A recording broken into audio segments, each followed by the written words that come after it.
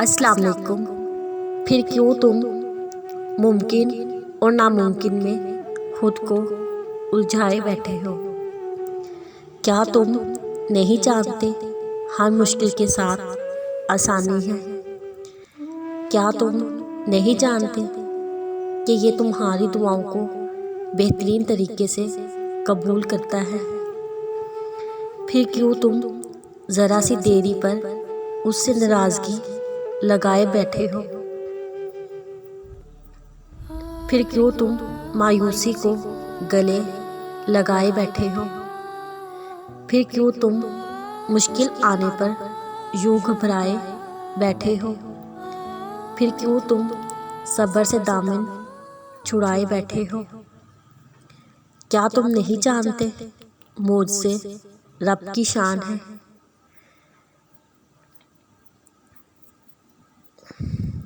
जब अल्लाह तुम्हें इंतज़ार देकर आज़माता है, तब शैतान तुम्हारे दिल में कबूल ना होने के वसवसे लाता है।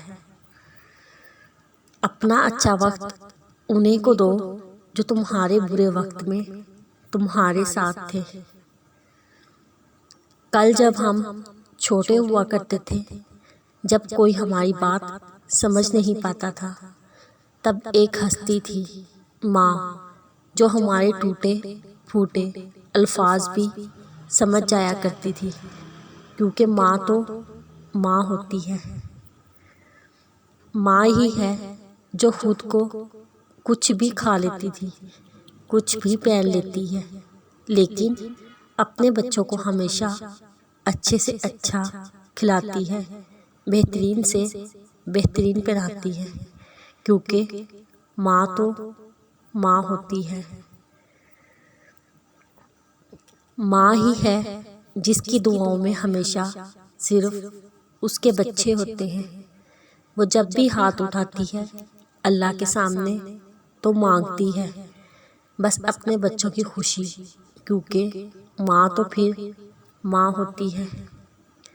माँ को कभी परेशान मत करना, क्योंकि माँ की परेशानी को देखकर खुदा ने सफ़ा मरवा को हज का रुकन बनाया। माँ को कभी मत रुलाना, क्योंकि जब माँ की आंखों से आंसू निकलते हैं, फरिश्ते भी रोने लग जाते हैं।